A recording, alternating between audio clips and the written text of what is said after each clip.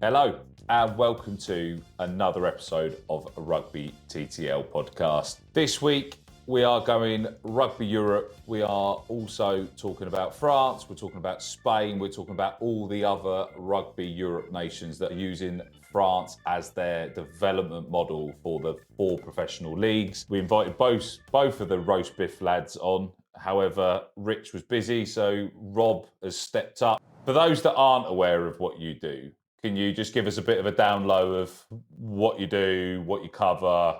Apart, obviously, French rugby is a fairly broad subject. Yeah, I mean, the aim is to be a bit of a one-stop shop for all things French rugby is the kind of the tagline, I guess. It's in the English language. So we kind of found that there weren't many people devoted or dedicated to French rugby in the English language. And we loved French rugby. We loved Top 14. We loved Pro D2. Went to a few games and was kind of like, we should, I feel like we know quite a lot. Let's try and do something with this. So it's just trying to celebrate French rugby, and we do a lot. We try and it's quite accessible we both live in South London, so it's quite easy for us to get to and cheaper. It's cheaper for me to get to France sometimes than it is for me to go watch Quins and stuff. Yeah.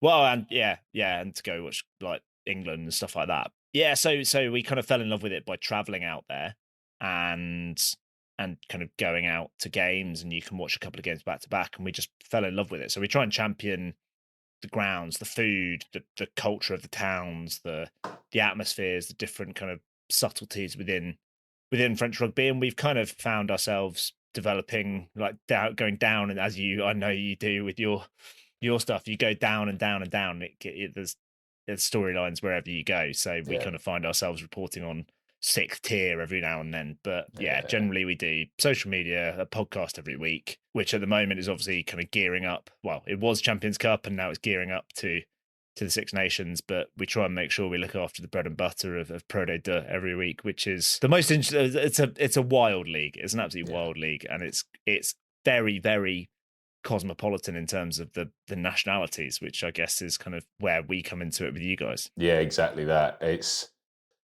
not just the Pro D2 as well. Obviously, you've got the National 2 on underneath them as well, and a lot of nations within the Rugby Europe model. It's not just Spain. Obviously, you've got a lot of Romanians that were playing in there, and obviously the Georgians are pretty well established in the top 14 now. Obviously, with David Niniashvili is probably one of the standout performers from that gaggle of players there. With the development of French leagues within that model, what is their perspective of players coming in from outside in? Because there's a lot of leagues that want to kind of try and keep their development. Obviously, that's why potentially MLR's not worked as well, because they haven't had the fan buy-in from bringing in stars or other options. They want to see development within. What's the French perspective of, as you said, the cosmopolitan way of players coming across from Rugby Europe and other nations to try and find that professional contract?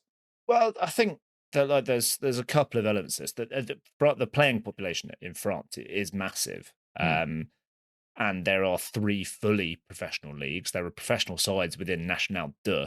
Yeah. So you're looking at the top 3 leagues of 44 teams. Yeah. Off the top of my head, are fully professional, but I think it's upwards of 50 is the kind of full amount of fully professional sides. So you've got a lot of opportunities and players looking for, or clubs looking for the best players and looking for a competitive advantage. The club that's the kind of showpiece, I guess, for Rugby Europe is Aurillac, who historically have kind of always been near the bottom of the operating budgets within Pro D2 and have generally been mid-table. Like, they had a bit of a scare last year where they had to have the relegation access match, but they've generally kind of they are that punch above your weight classic find players from all sorts of the world, really. They are actually coached by a former Romanian player. I can't remember his first name, but he is Taylor Gotignac's dad. I know that. So Oh, his okay. surname is Gosniak. He's got like Yeah. 70 caps for Romania or something. Wow. So yeah, I guess the first part of it is cheaper recruitment in a Yeah. competitive environment. You know, you can. How does an Aurillac with an operating budget of 7 million?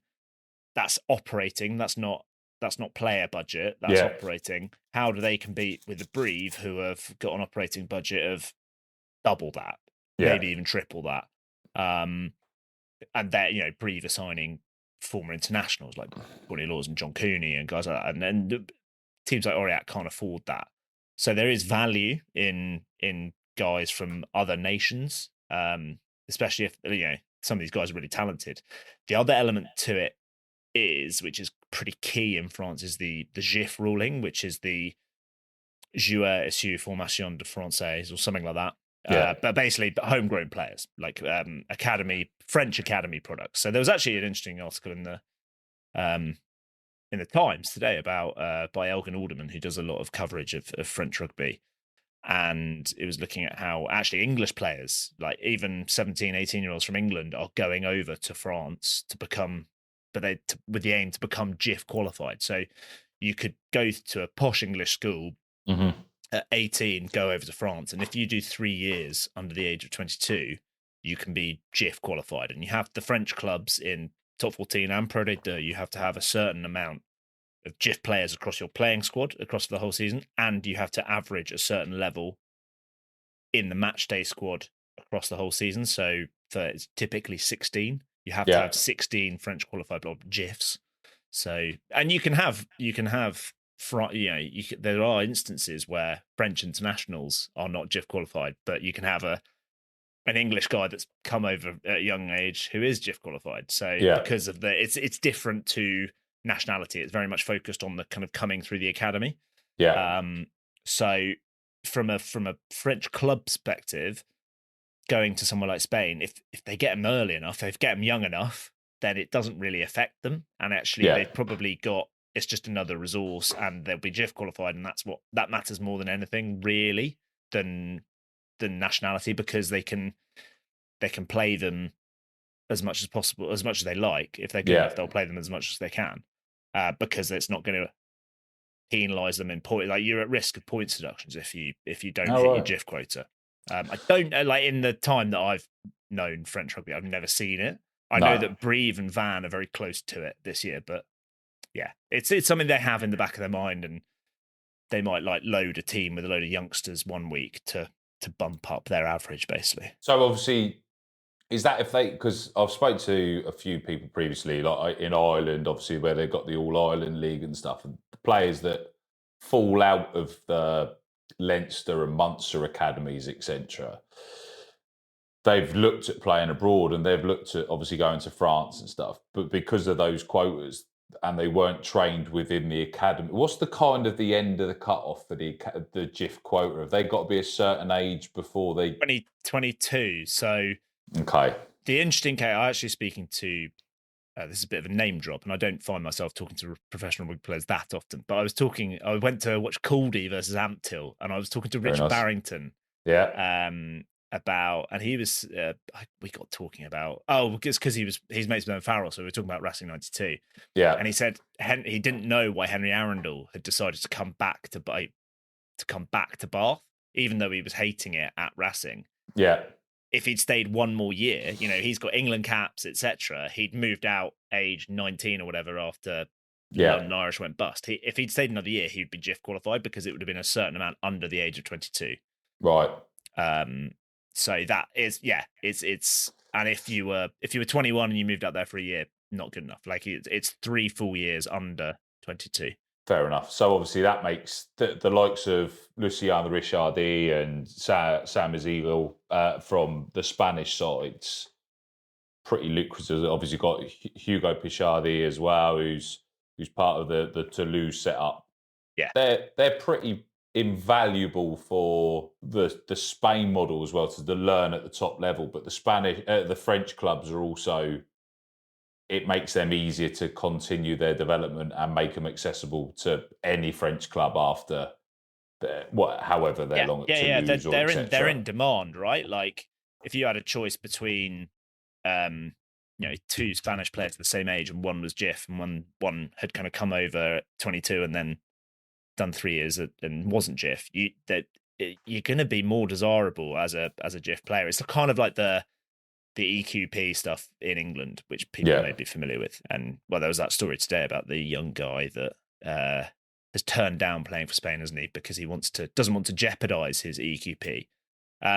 With whether he gets selected is but behind the likes of Alvaro Garcia, who's playing half decent rugby in Stade Francais, is a different kettle of fish. But it's understandable. But what's different with that is once JIFF, always JIFF. So it's not like national qualification. It's through the academy done. You could go through the academy, become like Henry Arundel. If he'd stayed another year, he could play 10 years at Bath and then still be JIFF when he goes, if he wants to kind of finish his career in France. But he's not qualified. Would that make it easier for him to command? Is that a financial aspect, or do you think he's obviously just had enough of playing in France and that's that? Would that make him more lucrative down the line? Would they obviously he's a very good player, but like if you had the option of Harry Arundel or somebody that was later on in the same sort of ilk but was JIFF, would their French clubs have to look at the alternative?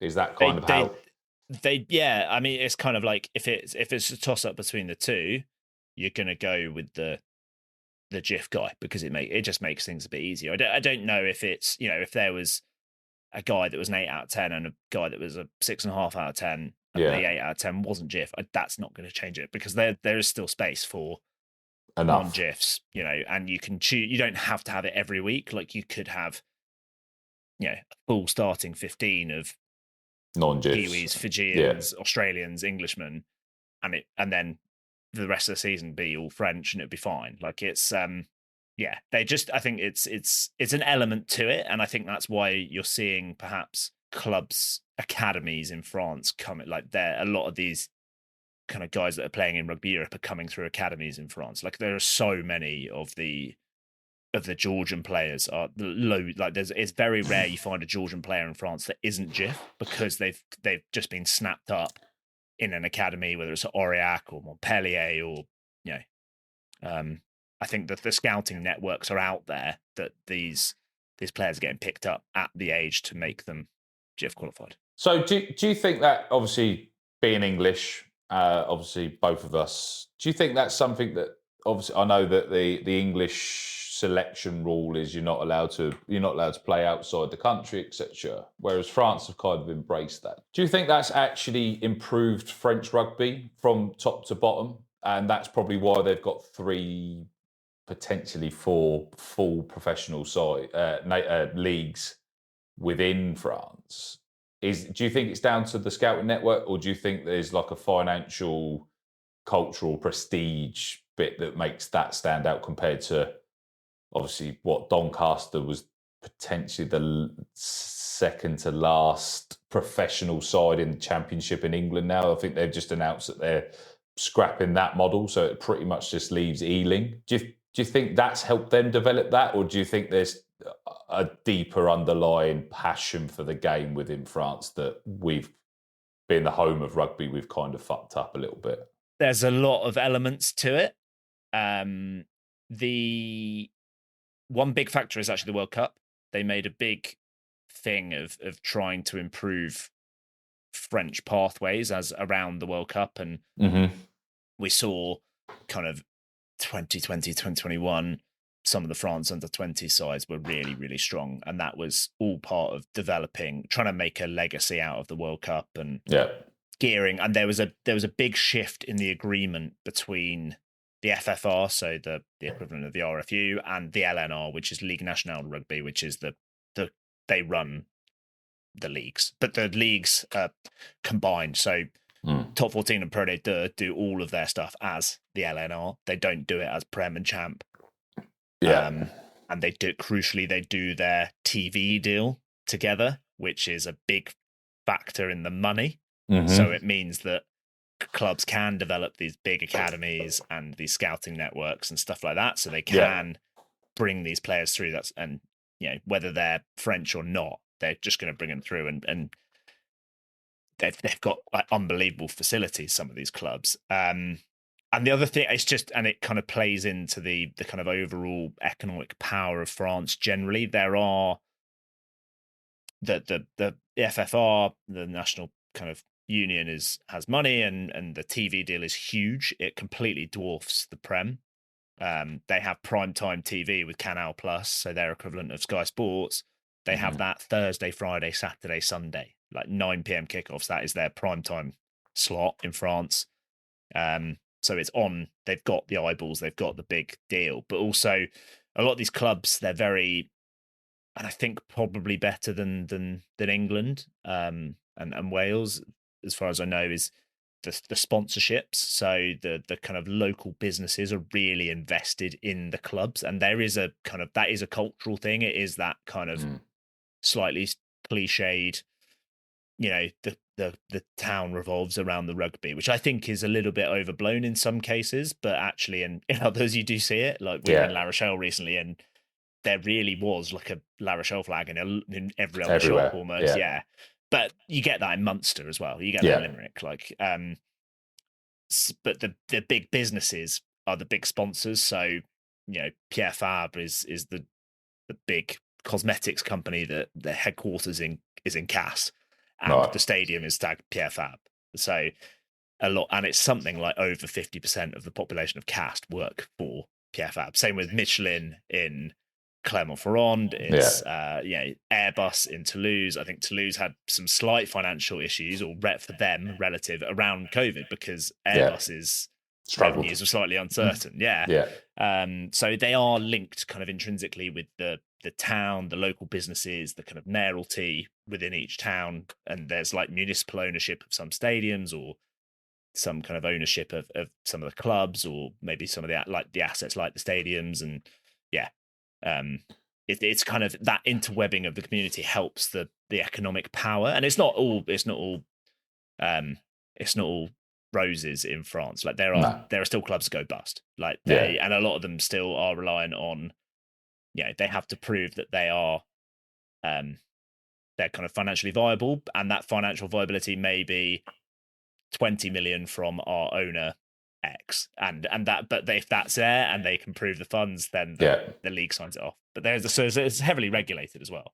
But it's kind of all part of a booming economic picture for French rugby, which I think allows even clubs in National to be fully professional in their first team, but also develop academies that can pick up and give if you're coming from a Spain or a Netherlands or Belgium or Germany, why wouldn't you want to go to Nissa Rugby or Nice, where it's like there's big money, there's got it, international rugby players are playing in their first team. Like, why wouldn't you want to go there and have the exposure to the good facilities and the training culture and stuff like that? Playing devil's advocate to that, though, obviously, with there's such a community buy-in, would those sponsors and that community not prefer to see players from within that community coming through more than outsiders? Like, is that something that creates a tension within France? Because, like, for some nations, that would be like, that's our club. We want to create access for our own play. Like, you go to the Basque region, obviously, like, even reverting back to the round ball, Atletico Bilbao, they only sign people from the Basque region. So there is an exception to. I know that's not going to work across the whole of France, but there must be enough talent within France to probably recruit a good percentage. I know the JIFF ruling and stuff, but they're probably still robbing players from different regions. Is there? There's not. You've not come across that sort of resentment or anything like that, or I've never seen it. I think there's an element of if a guy has come through the academy, there'll be like fans will be proud of that player, especially if, like, it's the obvious one is that people from Castres will be very quick to remind you that Antoine Dupont came through at Castres. And certainly there are obviously regions of France like the Basque Country or Brittany, or Catalan region, where they're very proud of guys from the area. And so, like, players that have played for Van or come from Brittany, they will be celebrated by Van still, by Van fans still. So, like Nolan Le Garrec, when he was at Racing, Van, he's from Brittany, played for Van. Van was still bigging up, the fact that this is our guy, and look at him, he's in the France team. Yeah, there is that element, and I think that would be the case for wherever players are from. I think I saw something the other day about Tom Eckershard at Perpignan, who is not from the Catalan region, has been there a long time now, and he's wedded to the club now, and people treat him as though he is a Catalan. So it's it's kind of, it's once you've kind of come through and you've made an impact, it's that very much like one of our own sort of thing. Nice. You cling on to that rather than nationality or region. I think there is an extra element. Like if you're a Basque player that's played for Bayonne or Biarritz, then you are kind of perhaps thrust into the limelight a bit more. And I know Biarritz recently, or both sides actually, both Biarritz and Bayonne, have focused more on bringing players back with Basque heritage to the Basque country. So we saw Cami Lopez and Artur Ituria, and there's been a few others at Biarritz as well that have kind of come back to the region to kind of celebrate that. And that's an obvious link for like They are, I think that's one of half and half, and they to an extent. The two of the clubs that have had in my memory kind of, and certainly live, more Spanish representation than most. It's Bayonne and Biarritz, because the Basque element to it. Like it's players from the Basque country who are French / Spanish / neither. They are very much Basque, but they happen to elect to play for France or Spain. So, and I won't say anything more about the Basque country before I get in trouble. No, I think that's a slippery slope. I'm not dabbling into that either, to be fair. So the academies, I don't know if you know so when they sort of ask these kids to relocate, etc., because they must recruit them from wherever they come from. Is it similar to what the stories you hear about back in the old days in football, where they'd pay for a house, they'd bring this across, they'd transfer the whole family to make it? They must. But at what age? I don't know about transferring the whole family, but it's very much academy houses. Really? Okay. Yeah, depending on where they are. Like somewhere like Brive, it will be an academy house that's kind of full setup and all that. I think Argennes is pretty similar as well. I don't know as much about kind of the national sides or some of the smaller budget sides in Pro D2, but it will be. There's a lot of because there's enough kind of guys coming from outside. Yeah. So house them within sort of people that they know. Yeah, like all of the. I know, like whenever we speak to guys, they will be kind of lumped in with perhaps some of the other English-speaking blokes, or whether it's Fijians or other Brits or Aussies, they're all kind of lumped in together, and they very much do lessons. Like they will have French lessons kind of twice, I think it's like once a day at the start. Like they have proper like French teachers that come in and get them up to speed. And some clubs, when they bring players in, will kind of do a kind of cultural session. So we had Zach Holmes on the other day, and he was coached by Christophe Urios, who's currently Clermont coach. Wow. But he coached when Zach signed for Union Bordeaux-Bègles. Christophe Urios in charge, and he said he's very focused on doing stuff. They basically do like an orienteering sort of thing where he kind of gives them clues and gets them to learn more about the local industry and the town. So they are kind of, I don't know if there's like full academy kind of campuses and stuff in the same way, and whether you'll bring family over, but you're very much being encouraged to integrate into the club or the culture, and certainly learn French and be around other guys learning it with you.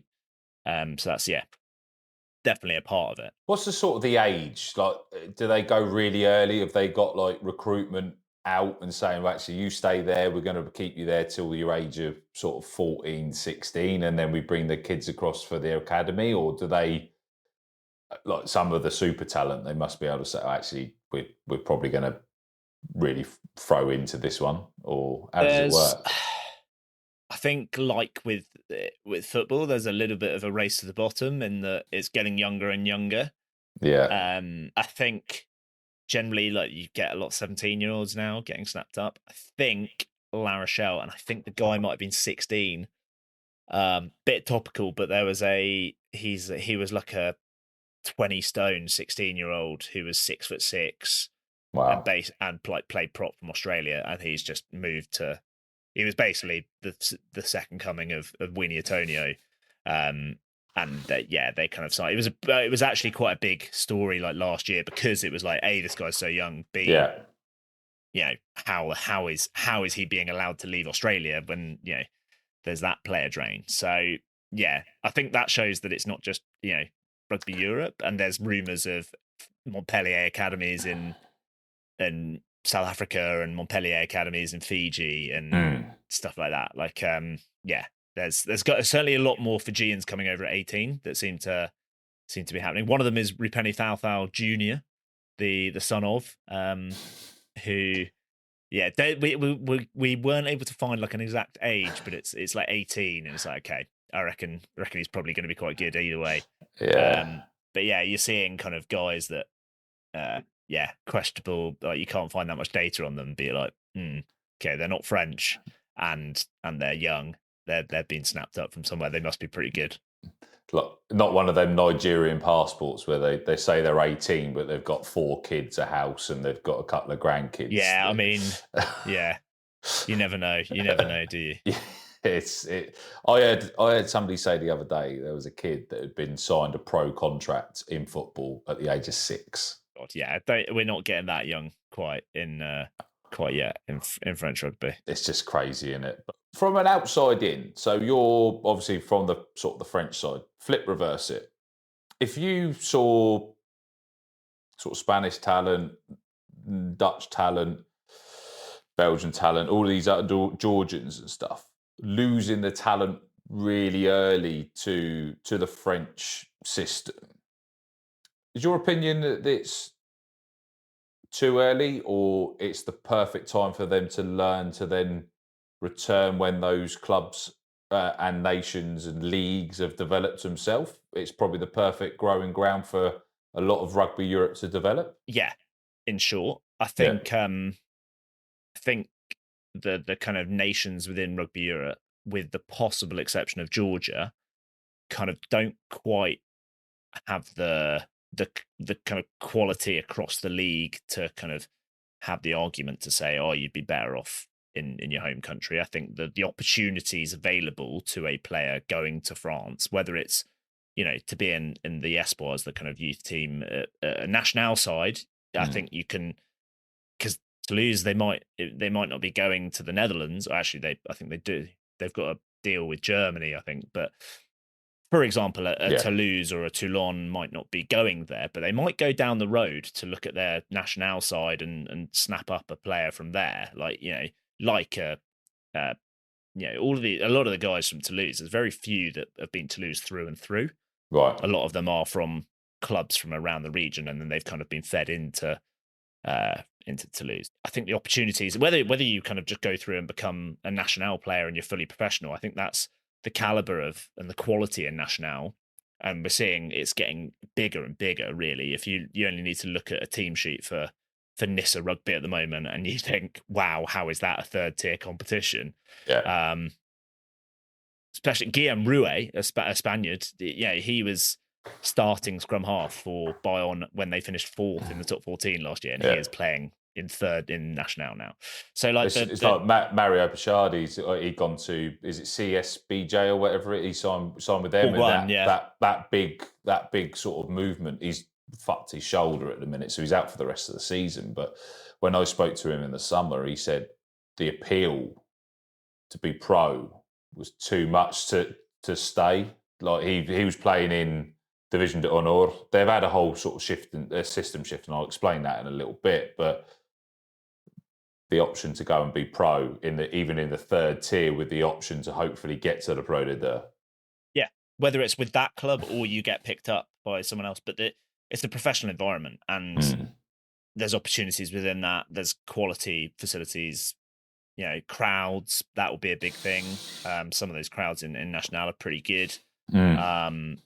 So yeah, I think I think the reason why I called out Georgia as an exception is because The Black Lions. you've got a Black Lion with potentially how would they prefer to see Black Lion challenge for the Challenge Cup, and is that the end goal to bring players back to play in that, and then for the betterment of the national team? But I think for the likes of Spain, Portugal, Netherlands, Germany, Belgium, just get as much exposure to professional environments, as much exposure to high quality players. Like some of the Spanish guys at Toulouse, they're playing. Lucien Richardes might be sixth choice fullback at Toulouse, but he's sixth. He's the sixth international fullback at Toulouse. So he's training with Thomas Ramos, Blair Kinghorn, Juan Cruz Malia, all these guys. Yeah. So I think it's the exposure to some of the quality is got to be a good thing. I think for the moment, there will come a turning point where the domestic leagues in the Rugby Europe nations it's better to retain them, or whether it's kind of guys that come back having had, you get to like 27, you realize you want to return home or whatever. Then but I think at the early age to get the exposure and develop and see where these guys can go is important for countries like Spain. No, exactly. I do agree. Like Lucien Richard, he actually slotted in at 10 for Spain against England Day and looked like he'd been playing there forever. Just slotting kicks from over 50 metres, and you think... Well, the guy ahead of him at Toulouse, Mathias Rameau, played as a fullback, played 10 for Belgium as well. So nearly got him to qualify for the World Cup. That was single-handedly as well. He was different gravy in that tournament. So as you said, it speaks volumes for where they are. So Spain have had a bit of a reshuffle. So they've now got the Division d'Honneur, which is the top tier. They've now got the Division d'Honneur Elite, which is like the bit in between. And then they've got 3 tiers of Division d'Honneur B. So they've basically got sort of five levels of rugby within Spain now before you can... But they've also obviously centralised contracts with the Iberians. So they've managed to return 32 players or whatever it is for the Iberians. Okay. Whereas Georgia had the Black Lions. They kept that, but they withdrew them from the Rugby Europe Super Cup, but then haven't found them a home. So they're playing in the Challenge Cup, but they're having to go and play random friendlies against like Edinburgh and Glasgow and Benetton and like Treviso. Like that's not a schedule for a development squad to your pathway to your national side. Like I think they jumped the gun a little bit early on that and sort of pulled them out, thinking that other people weren't taking it as seriously. Like Portugal got the Lustianos, and I spoke to Thomas Appleton and other lads within the model.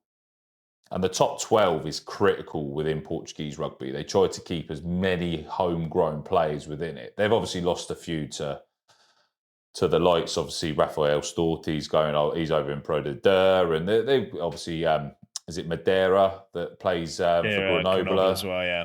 Like they've got some exceptional talent, and you can't keep those players in a league like the top 12. But there are, we were really lucky to have Thomas Appleton on the pod, and he was explaining like off the back of the World Cup, there was one lad that was exceptionally talented at 23, and he come back from the World Cup and retired because he wanted to go and get a job because it was more lucrative than him. He didn't want to go to France, didn't want to do this, and they lost him. They lost him to some car sales job or something like that. Not that fair play to him. It wasn't like a job in finance or a doctor or like something that was kind of big kind of vocational profession. No, but then you got Thomas Appleton, who's the Portuguese captain. Yeah, he's a doctor. He just put himself through. No, sorry, he's a dentist. Yeah, I thought so. Yeah, but no, he's just finished his doctorate as well. So he did a degree to become a doctor alongside being a dentist. Two young kids, captain of his nation, and and you think people don't see that side of rugby. Like you've got some of these lads that are coming through academies and stuff, and then you've got the other end of it that there's people absolutely grafting their asses off to pull on that shirt every week at a international level, but they've still got to go and do the other bits, and At what point does the game change and make it actually easier for players to potentially say they're actually pro? Like, how did I don't know if you probably know it, but how did the French model switch? Because they can't have always had 4 tiers of pro rugby.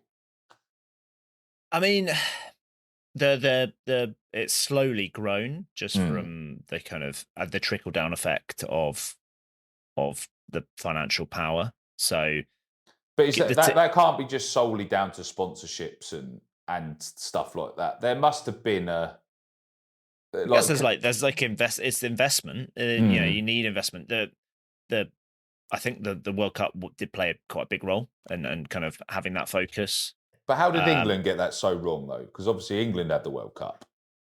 They had the 2017 World Cup. Yeah, but England has a very extensive like tier hierarchy of clubs. You know, it does go down a long way, like the levels. I agree, but obviously we've still only got one pro league out of how many? What I think there was like over 1,000 clubs in England from top to bottom, and we've only got one pro division. I think it's there's you could going down any sort of route with this. I'll put you down. I'll put you on the spot here, mate. I always think with England, with English rugby or British rugby, there's an element of like the marketing of like how it's being marketed. I think French rugby doesn't try to be anything it's not. It's you know, for the fans. It is.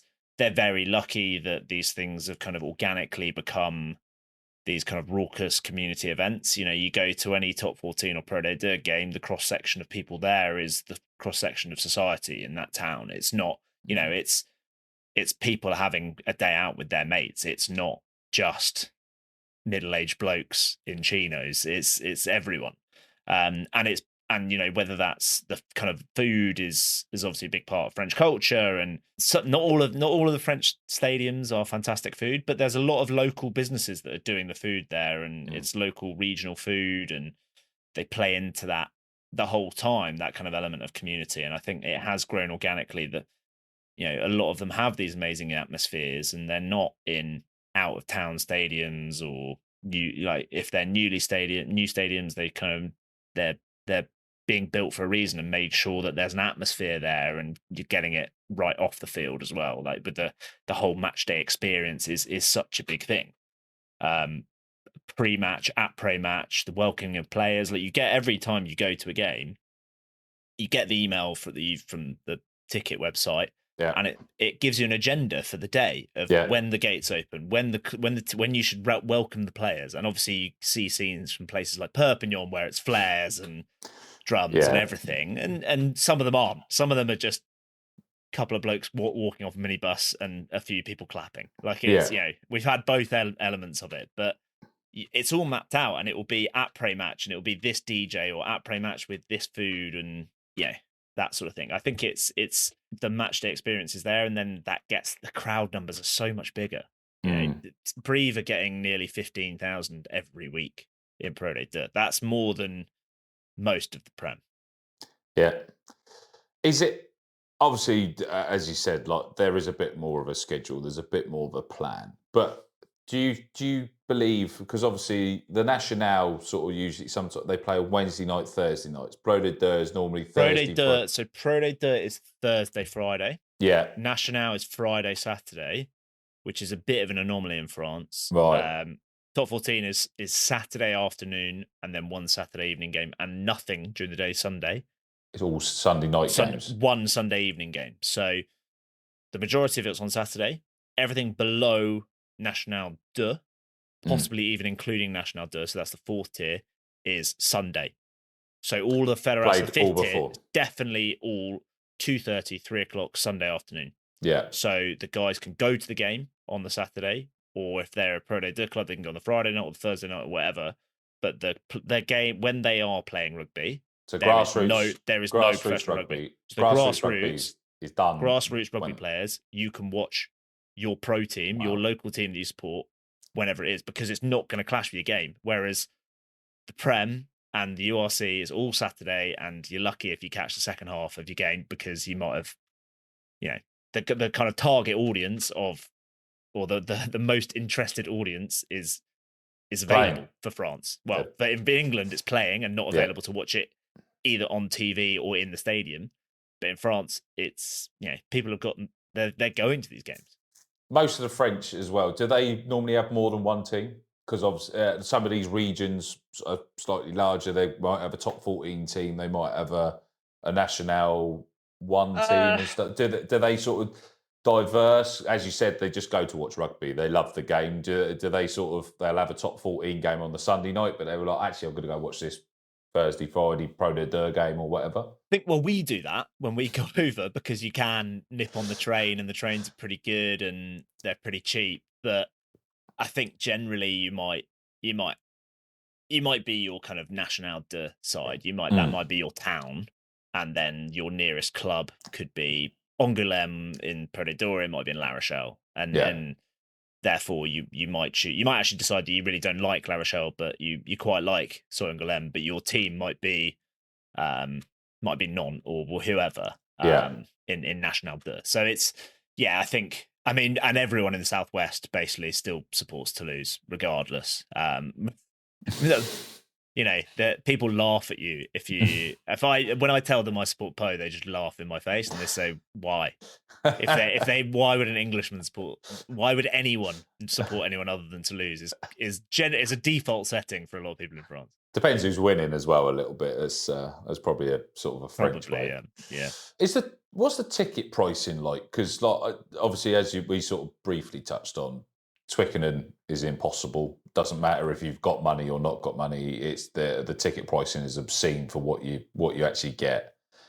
The pricing to actually get to a top 14 game, etc., or a Pro de Deux, is it comparable, like compared to what now the Premiership's getting, or is there because obviously the premium, there's going to be an increase on that as well? Or so a few things on this. In November 24, Rich and I actually separately went to the New Zealand v France game at the Stade de France.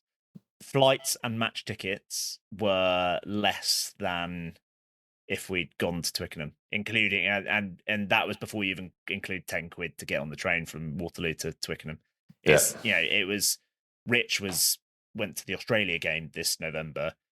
He was up in the gods, but it was €50. It might have even been 25.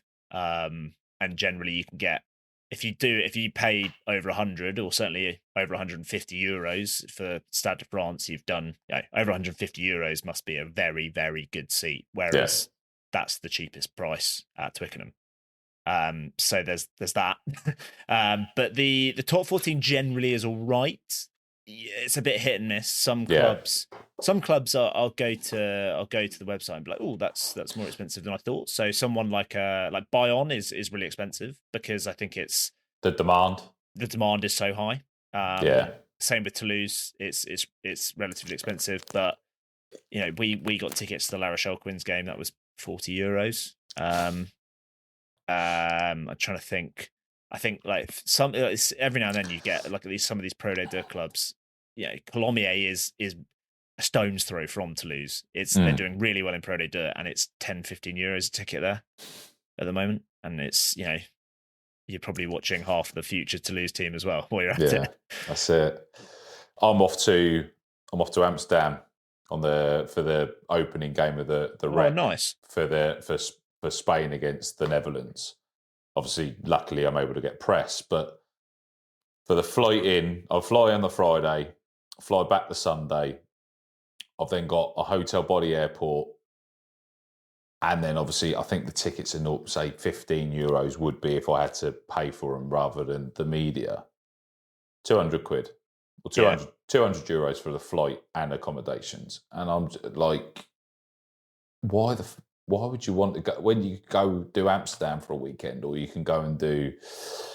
I went to Lisbon. I went to cover Lisbon. I did Lisbon for Ireland against Portugal, and I'd done Spain, Portugal for the Iberian Derby. Tickets were €10. Yeah, for the game, and just to go and spend time in Lisbon alone is better than Twickenham. I ain't gonna lie. I wanted to go and watch Po v Bristol in the Champions Cup in Bristol, and it was £44 for an hour and a half train back on a Sunday evening. If it was running.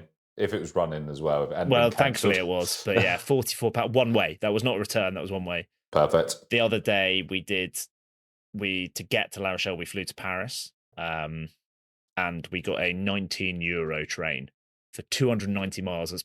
We worked out as roughly the equivalent of London to Newcastle for €19, whereas that's probably £90 to do that. So that is a big thing, and I think we don't do this every time, but we couple of years, last season, we did Brive and Cast, and there was a fair amount of train travel. We did Brive Cast with train and flight travel for the same price of standing on an end at the Rec. So the flights and match tickets and train travel came out at the same as standing on an end for Bath. So it's I think that's probably another reason why you see it booming is the prices are just way cheaper, and it makes it so much more desirable and accessible. Do you think that's because of the buy-in of sponsors and how it's run potentially a lot better than what English rugby is? It helps because in the UK the clubs are so reliant on their gate receipts that they kind of have to bump up the prices. Whereas if you've got, and they have to declare in the top two leagues, they have to declare at the start of the season their budget, and they have to support it. So Dax have actually fallen foul of this. They've currently been ducked. The current penalty is 14 points. They've got way more wins than everyone around us, but they've been docked 14 points for not being able to prove their funds. So you have to, or not having realistic forecasts. Now, I mentioned at the start, I do finance. I do, there are people in very big companies that. It's 100%. It's every business I've known is like, it work. I wouldn't want to stand up to some of the forecasts that I do, and I've not got the risk of my hometown club getting docked points in the league and getting relegated under hang over my head either.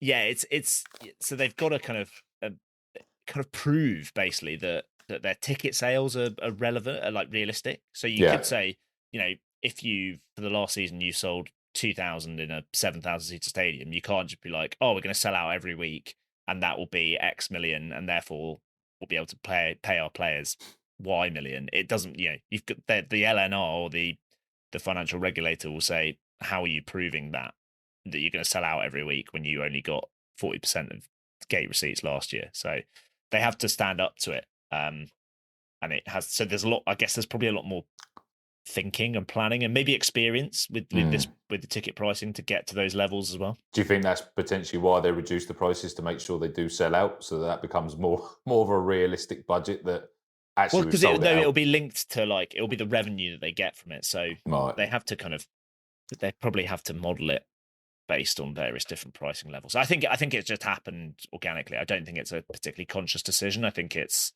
there is a supply and demand element to it, and that's why buy-on is higher than some clubs. So. Yeah, nice.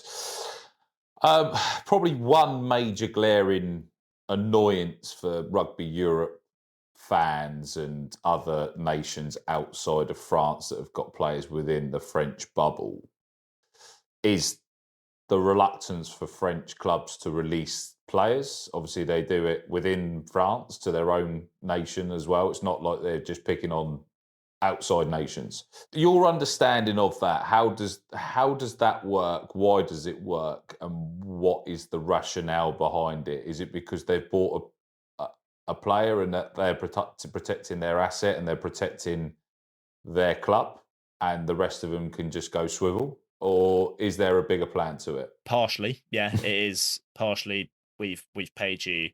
There is talk of, you hear lots of rumours about players being offered one price if they play for Fiji still, and one price if they decide not to play for Fiji anymore. Those are, you hear kind of that quite often as rumours. I've never spoken to anyone that's disclosed that or anything. French national team, that it was a big bone of contention for a while, and they brought in this kind of agreement, and it's the same as the kind of PGB or whatever they're calling it now with the RFU and the clubs. in England. But it was actually referenced today. So like when they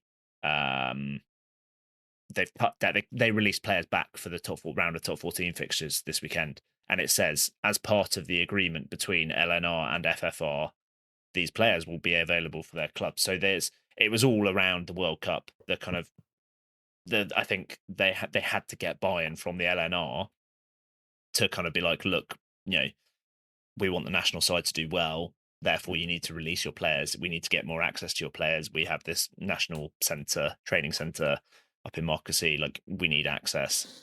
And so there was a bit of give and take between the two, and they have come to an agreement which seems to be working.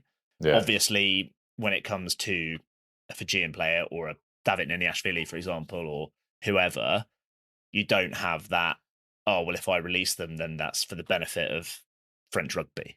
It's outside of that. And I think I always think it's a shame when I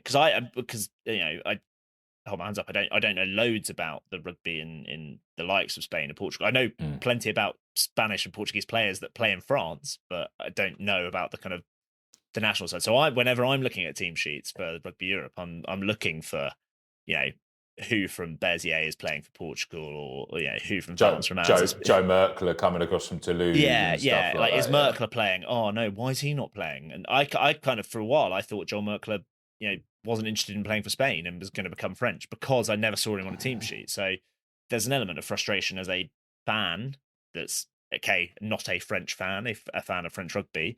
There's an element of frustration there. So I would like to see them kind of release players as often as possible, but obviously you risk diluting the competition. I think there's enough players for French clubs to be able to afford to release players out and have adequate replacements. The one thing that I thought about kind of before this is that it doesn't help Rugby Europe generally in terms of competitiveness. So if Spain are without John Zabala or Joel Merkler, they don't really they can't really replace that. Whereas if like there's just more players in Georgia, whether they're kind of with Black Lion or just across the leagues, there are more players. So like if Leon decide to not release back one of the Georgian back rowers, or Poe decide not to release Gorgadze, there are 3 or 4 players in Pro D2 that are Georgian back rowers who are tearing it up in Pro D2, who are better than the average player in the Rugby Europe. Like, yeah, they've just been called up, haven't they? So there's obviously been a bit of a change in Georgia. So Georgia kind of stuck to their own. So they kept who they wanted, and obviously under Richard Cockrell, there was kind of that's the model. That's what you've got. They got the new sort of model. They want to try and blood in players that were on the fringe, on the conversation and stuff. But it seems to be like a lot of players have had to go there and sign pre-agreements. So I was speaking to Mario Pachadi, who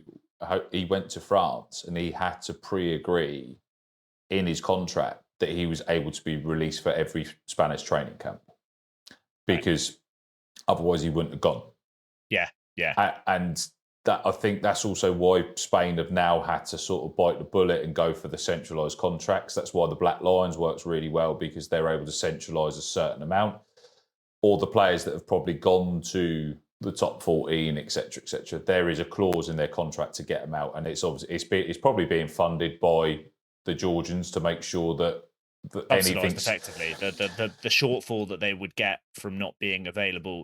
If a president of a top 14 club says, well, you're only available for 15 games rather than 25 games, call it, then they'll pay they're not going to pay them a certain amount. So yeah, if they can get the shortfall of that from their central contract, that's a good way around it, and it's certainly a positive step from Spain if that's how they're going about it. That should help. But they're lucky to be in that position. I don't think I don't think they're financially there though. I think there's a lot of potential financial whims and prayers to make sure that this works, and they got the bigger plan. Obviously, they're targeting the 2035 World Cup.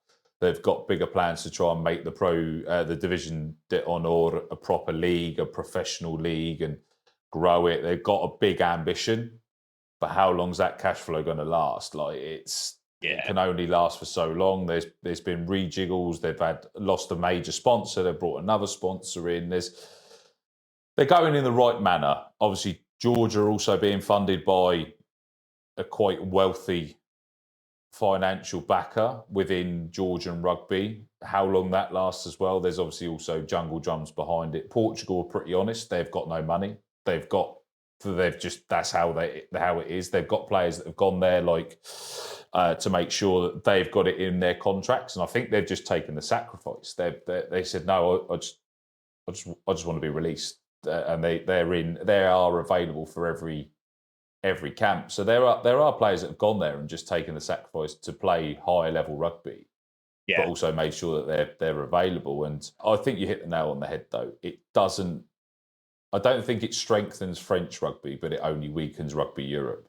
I think there's plenty of other players that in the French system that can probably improve French rugby by becoming available instead of those other players. Like Spain have got players that could compete with the players that are coming back, but obviously they're also not playing week in, week out with that top level. So Lucien Richardy and Joel Merkley, you'll see him come back and you just see a different presence in that front row. There's still players that are exceptionally talented alongside it, but I think you can't replicate that experience that comes from it. I think that's probably it. I don't think it's potentially that they can't have players that of that level, but you just can't replace that experience of playing week in, week out against potentially the very best in the world. You get I think also part of it is I know you're looking at kind of going from Spain to France or another Rugby Europe country to France, but a lot of players, because there are so many French rugby players and the competition is so strong, it's kind of like with all these English born guys going to play for Wales and Scotland and even Ireland. Like it's the same with France. You've got loads of French born players who are playing within Rugby Europe. So I think quite a few of the Portugal players, a lot of them are born in France. I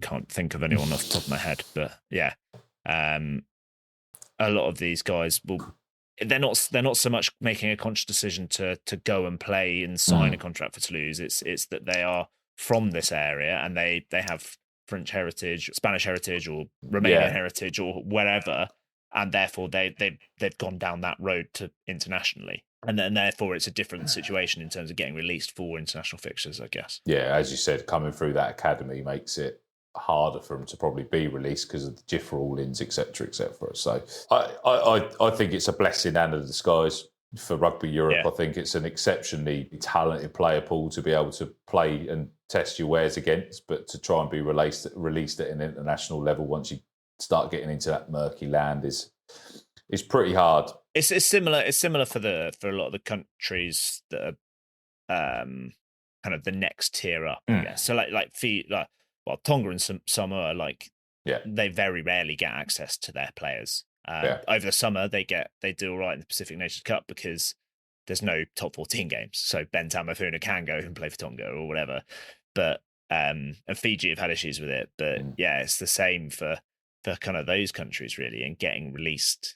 You suddenly kind of get these guys rock up at World Cups who are, how good did the Samoa squad look at the last World Cup? But they'd played about 2 games together, so it took them until like the last couple of group games to actually be any good.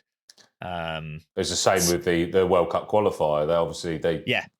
They completely fell apart in the Pacific Nations Cup. Like couldn't win a game, couldn't get through it, and then turned up with a whole different squad for the World Cup qualifier, and then nearly got pipped by Belgium. As you said, it's not just French clubs. There's obviously clubs around the world, even like Super Rugby, etc.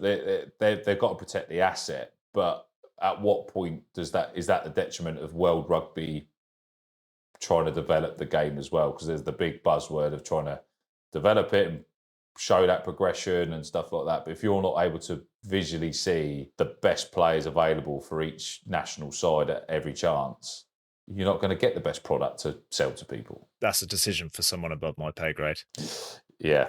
And when they get it, like, we're ready and waiting to cover as much of it as possible as well, because it's only going to get better, hopefully, at some point. So I think and I think it is improving. Like, you're seeing it. I think it, like, a fully protected international window, maybe the whatever it's called, the kind of global Nations Championship, is that what it is? Yeah, then you got the tier. Maybe that will help with the kind of, because you've got these protected international windows. So I mean, that said, well, the top 14 sides, the LNR, have said that their players will be available for, I think France have New Zealand, I think, in that first game, or somewhat. They've got a pretty tasty first fixture, which is 7 days after the top 14 final, which, you know, if that is, but that's in New Zealand. Yeah. But so, I think France have already said that they're going to send a week inside, because it's like that close to the top 14. Yeah. I mean, like, if it's, you know, if you've got, say it's Toulouse and Bordeaux for the third year in a row in that final, that's the majority of the starting 15 are not going to be able to fly out on a Sunday to New Zealand for a game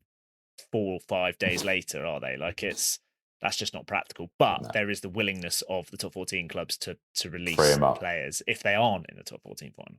Yeah. And it's, so maybe having those protected national windows, international windows, will help, and will help the kind of Rugby Europe teams.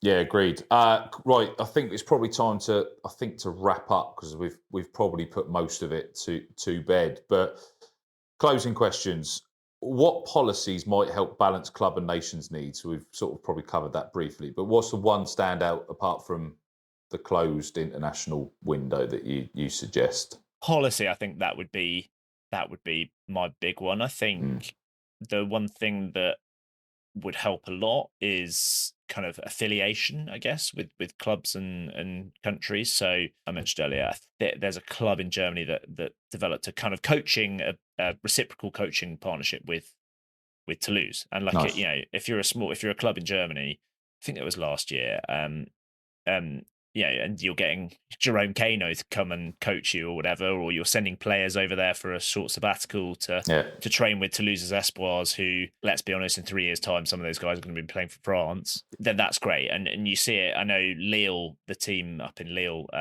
Marcon Barroal, or OMR, whatever you want to call them. They've kind of got various different names. But Marcon Barroal is the club on the outskirts of Lille. That's obviously very near Belgium, and they actually kind of play into the Belgian link, and they a lot of the clubs, when they announce their teams, will have they'll have a little logo somewhere on the team selection, on the graphic. There'll be like a star or like a badge or a squiggle or something to denote, or maybe a color coding to denote that they've come through that academy. Wow. So you see it, I know Toulon do, like, they've come through the academy or they are currently in the academy. But Marcon Barroal have a logo for that, but they also have one for if they are a Belgian eligible player. So that's kind of almost a source of pride for Marcon Barroal that they're bringing through Belgian players. Nice. So yeah, I think like those kind of reciprocal agreements or kind of links with clubs. So you could see like an Aurillac, because of the connection of their coach, linking up with a smaller club in Romania, and that might help kind of bring through, without it wanting to go full Chelsea Football Club and farming players and becoming a resource. I don't, no one wants to see that, or the kind of group ownership of like some of these Premier League clubs now. But I think kind of reciprocal coaching agreements or pathways, that always helps. You see it a lot in cricket, and it helps kind of the betterment of both parties, really. I think that would be a great way to share the love, as you say, and there will be players that are just probably too good for those leagues that are being in that development model, and they've got to go and play at the best. Like, as we all say, rugby is a short-lived career, so if you can't play at the highest level, like, you've missed your opportunity. So a round up from everything we've done. One sentence quick-fire questions, mate. Here we go. So France benefits most because they get to pick the best talent from all over the world, really. They can choose who they want. Spain benefits most because they're getting their players with exposure to playing with Antoine Dupont and guys like that. And Rugby Europe should act on more local professional leagues. I think I think what Spain are doing is a good thing. Try and promote that, and try and promote central contracts. If there's any central funding that Rugby Europe can give to help benefit that, that can be a good thing. Awesome. Rob, really appreciate your time, mate. For those Cheers, Carl. Thanks very much. That want to hear more from you guys, obviously with Rich as well, where can they find you? We do a podcast every week, and Rich is much better at he's become, after 15, 16 years of knowing him, he knows when to shut me off. So yeah, it's me, but restrained and kind of not whittering on too much. So it's the Rosbifs Rugby podcast every week, covering all the French rugby, national team, top 14, Pro de National, everything as much as we can. And we are at Rosbifs Rugby, ROSBIFS Rugby on Twitter, Instagram, X is Twitter, Blue Sky, YouTube. We're Rosbifs Rugby on everything. So whatever your favourite social media platform is, we're there. Awesome. For everyone that has joined us, I really appreciate your time. I hope you've enjoyed this one. It's been an absolute great chat with Rob. And for those that want to find out more about what they do, as you said, just go and find them on basically every social platform. The stuff they offer on there is exceptional. Thank you for joining us. Make sure you also like, comment, subscribe, share this with everyone to share their love. Thank you and goodbye.